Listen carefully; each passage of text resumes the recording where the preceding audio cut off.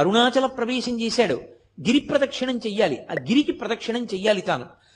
ఆ కొండకి ప్రదక్షిణం అంటే శివుడికి ప్రదక్షిణమే. ప్రదక్షిణం అన్న మాటకు అర్థం మీరు బాగా గుర్తుపెట్టుకోవాలి. ఏ బిందువు దగ్గర మీరు బయలుదేరారో తిరిగి ఆ బిందువు దగ్గరికి వచ్చేయాలి. కుడి చేతి వైపుకి మీకు కొండ ఉండాలి, ఉండేటట్టుగా తిరిగి రావాలి. అలా తిరిగి వస్తే దానికి ప్రదక్షిణం అని పేరు. ఆయన అన్నాడు, కలియుగంలో ఈ అరుణాచల పర్వతం చుట్టూ ఎవరు ప్రదక్షిణం చేస్తారో వాళ్ళందరికీ కూడా 100 అశ్వమేధములు 100 వాజపేయములు చేసిన ఫలితం వేస్తారు. అశ్వమేధయాగం అసలు నిజానికి కలియుగంలో లేదు. కలియుగంలో అశ్వమేధయాగం సంకల్పం చెయ్యడానికి అధికారం లేదు, చెయ్యకూడదు. ఎందుకంటే నిషేధింపబడింది. అశ్వమేధయాగంతో సమానమైనటువంటిది ఒకటి ఉంది, అది చేస్తే అశ్వమేధయాగ ఫలితం ఇచ్చేస్తారు. వాడు అశ్వమేధయాగం చేశాడు అని ఫలితం ఇస్తారు. ఏదది? అనాథప్రేత సంస్కారం.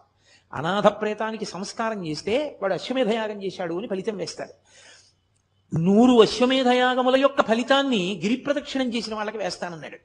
100 వాజపేయములు చేసినటువంటి ఫలితాన్ని గిరి ప్రదక్షిణం చేసిన వాళ్ళకి వేస్తానన్నాడు. అంటే దాని ఉద్దేశ్యం, అసలు అరుణాచలం అనేటటువంటి క్షేత్రం ఒకటి ఉంది, దానికి ఇంత ప్రాశస్త్యం ఉన్నది, పరమశివుని యొక్క పరిపూర్ణమైన అనుగ్రహం ఉన్నది, అక్కడికి వెళ్ళాలనేటటువంటి కోరిక పుట్టడం జరగదు. ఎందుకని? అసలు కొన్ని కోట్ల జన్మలెత్తితే తప్ప అరుణాచల పర్వతం గురించి తెలుసుకోడు. అరుణాచల వైభవం అన్న మాట వినడు. కాబట్టి పక్కన పెట్టేయి. విన్నాడు, అది మనసులో హత్తుకుని అరుణాచలంలోకి ప్రవేశిస్తానన్న మాట అన్నాడు పో, అహంకారం వదలలేడు. ఏదో ఒకటి వెంట పెట్టుకుంటాడు. వెంట పెట్టుకుని నేనింత వాణ్ణని డాంబికానికి పోయాడా, ఆయన లోపలికి రానివ్వడు.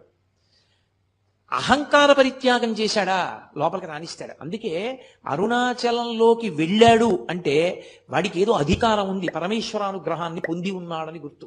అందుకే లోపలికి రానివ్వరు. అటువంటి క్షేత్రాల్లో పరమ ప్రఖ్యాతమైన క్షేత్రములు అరుణాచలము, కాశీపట్టణము, ఇవన్నీ. ఎందుకని? అగస్త్య మహర్షి స్కాంద పురాణంలోనే కుమార సంహితలో చెప్తారు, ఎన్నో క్షేత్రాలకు వెళ్ళి నమస్కారం చేసినటువంటి పుణ్యము పరీపాకమైతే కాశీపట్టణంలోకి రావడానికి అర్హత వస్తుంది. అసలు అన్ని క్షేత్రాలకి జీవుడు ఎప్పటి నుంచో వెడుతుంటే ఆ ఫలితం ఉంటే తప్ప కాశీలోకి వెళ్ళలేడు. కుదరదు అవతలపమన్నారు. ఇక అరుణాచలం తత్తుల్యం, అంత గొప్పది. అరుణాచల ప్రవేశము అంత తేలికైన విషయం కాదు. అలా ఆర్తి కలిగిన వాళ్ళకి చిన్న చిన్న విషయాల దగ్గర నుంచి పెద్ద పెద్ద విషయాల వరకు ఆయన అనుగ్రహించాడు ఆ ప్రదక్షిణ తత్వంలో. అందుకే కామ్యమునందు కూడా మీకు ప్రత్యేకంగా కోరి ప్రదక్షిణం చెయ్యక్కర్లేదు. ఆదివారం నాడు ప్రదక్షిణం చేశాడు అనుకోండి, ఆదివారం నాడు ప్రదక్షిణం చేసి వచ్చేస్తే సూర్యమండలాన్ని భేదిస్తాడు జీవుడు. శరీరం పడిపోయిన తర్వాత శరీర పతనానంతరము సూర్యమండలాన్ని ఛేదించి కైలాసంలో శివలోకానికి వెళ్ళి శివ సాన్నిధ్యమును పొందుతాడు. ఒక సోమవారం నాడు ప్రదక్షిణం చేశాడు అనుకోండి, జరామృత్యువులను దాటతాడు. జరామృత్యువు అంటే వృద్ధాప్యము, మృత్యువు. ఇది ఒక చిత్రమైనటువంటి విషయం. చాలా మంది త్రిదళం త్రిగుణాకారం త్రినేత్రంచ త్రియాయుధం అంటుంటారు, కానీ అలా లేదు. అసలు యథార్థ పాఠం త్రియాయుషం అనుంది. త్రియాయుషం ఏకబిల్వం శివార్పణం. త్రియాయుషం అంటే 3 రకములైన ఆయుర్దాయాల్ని కోరుతారు. నేను వృద్ధాప్యాన్ని చూడాలని నేను కోరుకోవాలి. బాల్యము, కౌమారము, యవ్వనము దాటి నేను వార్ధక్యాన్ని చూడాలి అని అడగాలి. ఎందుకో తెలుసా? వార్ధక్యాన్ని చూడలేదు అంటే అపమృత్యువు. నా మనవల్ని ఎలా చూస్తాను? నా మనవల్ని చూసేశాను అనుకోండి, నేను నా 2వ తరాన్ని చూసేశాను. 2 తరాలు చూసేశాను అంటే లౌకికంగా నేను నా ఆయుర్దాయం చేత పరిపూర్ణంగా వంశంలో ప్రధానమైన మలుపులు చూసేశాను. ఇప్పుడు నేను వానప్రస్థానికి, ఈశ్వరుణ్ణి చేరుకోవడానికి, తపస్సు చేసుకోవడానికి వెళ్ళవచ్చు, అర్హత పొందుతాను. ముందే పడిపోయింది అనుకోండి శరీరం, అసలు ఇంకా కొడుకు లేడు, కొడుకుని చూడలేదు, తను చెయ్యవలసిన కర్తవ్యాలు పూర్తి చేయలేదు, అది అపమృత్యు దోషం అంటారు దాన్ని. అలా పడిపోకూడదు శరీరం. కాబట్టి అపమృత్యు దోషం పోవాలి అంటే జరా అంటే వృద్ధాప్యమునందు చింతతో అమ్మో ఇది పడిపోతుందేమో, అమ్మో ఇది పడిపోతుందేమో, అమ్మో ఇది పడిపోతుందేమో అని బెంగతో కాకుండా అమ్మో ఇది పడిపోకముందే చేసేయాలనేటటువంటి తాపత్రంతో చెయ్యగలిగినటువంటి స్థితిని పొంది తదనంతరము ఇక మళ్ళీ ఇంకొకసారి చావవలసిన అవసరం ఉండదు. అది ఆఖరి చావు. అంటే ఇంకోసారి పుట్టడానికి గుర్తు. పుడితే కదా చావడం. అది ఆఖరి వృద్ధాప్యం. ఆ ఆఖరి వృద్ధాప్యం భయంతో ఉండదు, ఆ ఆఖరి వృద్ధాప్యం త్వరతో ఉంటుంది. ఓ జుట్టు తెల్లబడిపోతోంది, 60 వచ్చేసాయి, చేసేయాలి గబగబా మంచి కార్యక్రమాలన్నీ. ఈ పాటి ఓపిక ఉండగా సంధిబంధములు సడలిపోకముందే ఈశ్వరారాధన చేసేయాలి, ఈశ్వరుడిచ్చిన సమయాన్ని సాధ్యమైనంత వెచ్చించేయాలి అని త్వర కలిగి భగవదారాధన యందు మగ్నుడవుతాడు. మగ్నుడై ఆ భావనతో ఉన్న కారణం చేత శరీరం పడిపోతున్నప్పుడు కూడా పటికి బెల్లం తిన్న నోరులా ఆ పారవస్యంతో పడిపోతాడు. పడిపోయిన కారణం చేత భగవంతుని యొక్క స్మరణలతోనే వెళ్ళిపోయాడు కాబట్టి ఇక మళ్ళీ రాడు కాబట్టి ఇక ఇంకొకసారి చావడు, ఇంకొకసారి పుట్టుక లేదు, ఇంకొకసారి మరణము లేదు. అందుకని జరామరణములను దాటాలి అంటే సోమవారం నాడు ప్రదక్షిణం చేయాలి. నువ్వు వేరే ఏమీ అడగక్కర్లేదు. ఏ రోజు ప్రదక్షిణం చేసినా ఫలితమే. ఈ కాలమా ఆ కాలమా అలా ఏం లేదు. మంగళవారం నాడు ప్రదక్షిణం చేస్తే సార్వభౌమత్వం. అయితే నేను ఇక్కడ మీకు ఒక మాట చెప్పవలసి ఉంటుంది. స్వయంగా భగవాన్ రమణులే చెప్పిన మాట. అరుణాచలంలో అరుణగిరికి ప్రదక్షిణానికి మంగళవారము శ్రేష్టము, చాలా మంచిది. మంగళవారం నాడు గిరి ప్రదక్షిణం చేస్తే ఎందుకో తెలుసా? అది అగ్ని కొండ, పావకి సుబ్రహ్మణ్య తత్వం, అది సుబ్రహ్మణ్య క్షేత్రం, శివానుగ్రహం. అక్కడ మంగళవారం నాడు ఉదయం కుజహోర ఉంటుంది. కుజుని యొక్క శక్తిని తగ్గించగలిగిన వాడు సుబ్రహ్మణ్యుడు. మంగళవారం సుబ్రహ్మణ్యానుగ్రహాన్ని ప్రోధి చేస్తుంది. అందుకే మంగళవారం నాడు ప్రదక్షిణం చాలా గొప్పది. సూరి నాగమ్మ గారు ప్రతి మంగళవారం గిరి ప్రదక్షిణానికి వెళ్ళేవారు. అప్పుడు మంగళవారం నాడు ప్రదక్షిణం చేసిన వాడు సార్వభౌముడవుతాడు. సార్వభౌముడవుతాడు అన్న మాటకు అర్థం చక్రవర్తి అంటే రాజ్య పరిపాలనే అని అనుకోక్కర్లేదు. భక్తి సార్వభౌముడు కావచ్చు, వైరాగ్య సార్వభౌముడు కావచ్చు, జ్ఞాన సార్వభౌముడు కావచ్చు. కాబట్టి మంగళవారం నాటి ప్రదక్షిణం సార్వభౌమత్వాన్ని ఇస్తుంది. బుధవారం నాడు గిరి ప్రదక్షిణం చేసినటువంటి వాడికి అపారమైనటువంటి పాండిత్యం అబ్బుతుంది. పాండిత్యం అంటే ఏవో కొన్ని పద్యాలు కొన్ని శ్లోకాలు చెప్పడం అనుకుంటున్నారేమో, కాదు. పండాహ అంటే భగవంతుని యొక్క జ్ఞానము కలుగుట. భగవద్జ్ఞానము కలగాలి అంటే తనంత తానుగా లోపల పొటమరించాలి అంటే బుధవారం నాడు ప్రదక్షిణం చేయాలి. గురువారం నాడు నియమంగా అరుణాచలానికి ప్రదక్షిణం చేసిన వాడు లోకగురువు అవుతాడు. అంటే జగద్గురు స్థానాన్ని పొందుతాడు. అంతటి మహానుభావుడు అవుతాడు. అంటే బహుశః లోకం కోసం పుట్టిన కారణజన్ముడే తప్ప కర్మ అనుభవించడానికి పుట్టిన జన్మ కాదది. అటువంటి స్థితిని పొందుతాడు. శంకర భగవత్పాదులు, ఒక చంద్రశేఖరేంద్ర సరస్వతి మహాస్వామి వారు, ఒక చంద్రశేఖర భారతి మహాస్వామి వారు, నృసింహ భారతి మహాస్వామి వారు, వీళ్ళందరినీ జగద్గురువులు అంటారు. ఆ జగద్గురు స్థానాన్ని అలంకరిస్తాడు. అది గురువారం నాడు జరిగేటటువంటి. ఇక శుక్రవారం నాడు అపార సంపత్తి, ఇహమునందు విశేషమైనటువంటి ఐశ్వర్యాన్ని పొంది అంత్యమునందు విష్ణుపథాన్ని పొందుతాడు. విష్ణుపథం అంటే వైకుంఠం, వైకుంఠాన్ని పొందుతాడు. అది శుక్రవార ప్రదక్షిణ. శుక్రవార ప్రదక్షిణంలో సంపత్తి అన్న మాట నేను వాడినప్పుడు ఎంత డబ్బు వస్తుందండి అని నన్ను అడక్కండి. సంపత్తి అన్న మాటకు అర్థం ఏమిటో తెలుసా? తృప్తి. నాకున్న దాంతో నేను తృప్తిగా ఉండడమే ఐశ్వర్యం. ఐశ్వర్యము అన్న మాటకు అర్థం ఏవో ఉంటే సంతోషం అయితే నీ జన్మలో సంతోషం అన్న మాటకు అర్థమే ఉండదు. ఎన్ని తెచ్చి నీ దగ్గర పెట్టినా నీకు ఇంకా లేనిదోటి ఉంది. నీకు ఏది ఉందో దాన్ని చూసుకుని మురిసిపోవడం నీకు అలవాటైతే నిన్ను మించిన ఐశ్వర్యవంతుడు ప్రపంచంలో లేడు. కౌపీనవంత కలు భాగ్యవంత అంటారు శంకరాచార్యుల వారు. గోచి పెట్టుకున్న వాడంత ఐశ్వర్యవంతుడు ఎక్కడున్నాడన్నారు. అన్నీ వదిలి చాలని వాడు సంతోషంగా గోచి పెట్టుకు తిరుగుతున్నాడు. ఇన్ని పట్టు పీతాంబరాలు కట్టుకున్నా ఏదో లేదని వీడు ఏడుస్తూనే ఉన్నాడు. అందుకే చక్రవర్తులు కూడా అన్నీ విడిచిపెట్టిన ఋషుల ఆశ్రమానికి వెళ్ళి కూర్చొని శాంతి పొందేవారు. వాళ్ళు అన్ని విడిచిపెట్టి శాంతి పొందారు. అన్ని ఉండి అశాంతిలో వీడుంటాడు. శాంతి ఐశ్వర్యం. అందుకే మనకి సనాతన ధర్మంలో ఏం చేసినా ఓం శాంతి శాంతి శాంతి అని పూర్తి చేస్తారు. శాంతిని మించిన పరమైశ్వర్యం, తృప్తిని మించిన పరమైశ్వర్యం లోకంలో ఇంకోటి లేదు. నాకు ఈశ్వరుడు ఇవ్వలేదని ఏడిచేవాళ్ళు చాలా మంది ఉంటారు. నాకు ఈశ్వరుడు ఏమివ్వలేదని అడిగేవాడు కోట్ల మందిలో ఒక్కడే ఉంటాడు. అలా అడగగలగాలి అంటే వాడు నిత్యతృప్తుడై ఉండాలి. వాడు బ్రాహ్మణుడు. వాణ్ణి మించిన బ్రాహ్మణుడు లేడు. అందుకే వ్యాసుడు దేవి భాగవతం చెప్తూ పరమేశ్వరుడు కూడా ఎవరి పాదములకు నమస్కరిస్తాడని అడిగాడు.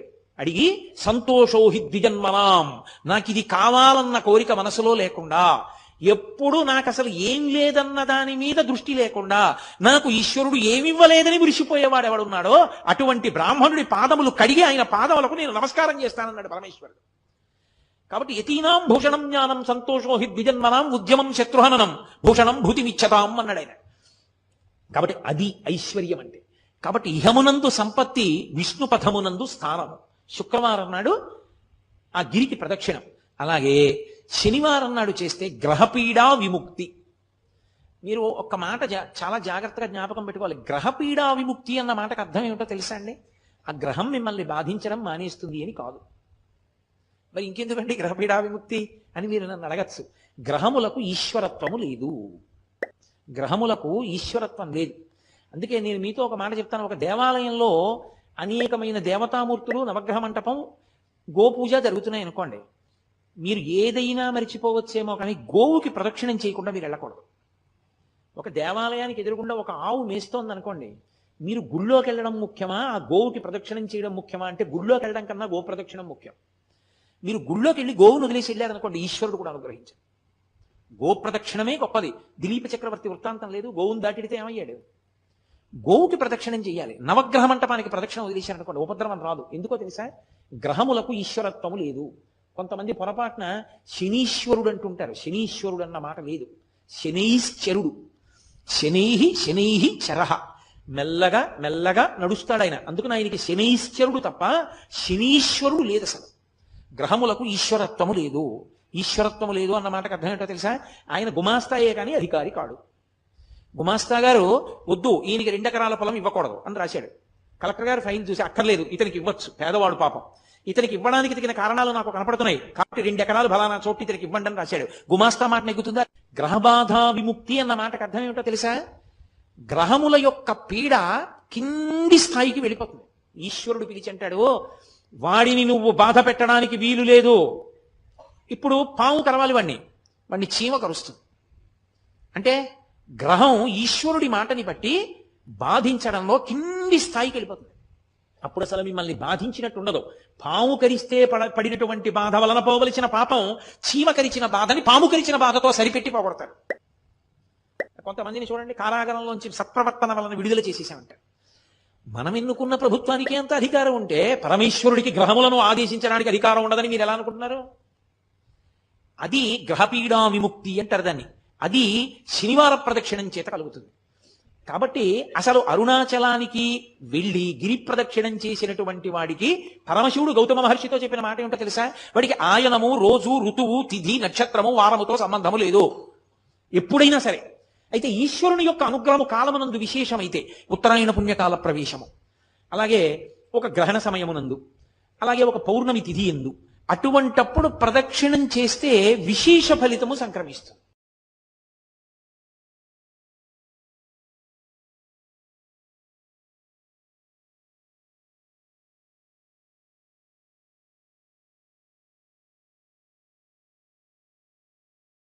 అరుణాచల గిరి ప్రదక్షిణకి ఎంత ప్రాముఖ్యత ఉందో, అరుణాచలంలో జరిగే కార్తీక దీపోత్సవానికి అంతకంటే ఎక్కువ ప్రాధాన్యతే ఉంది.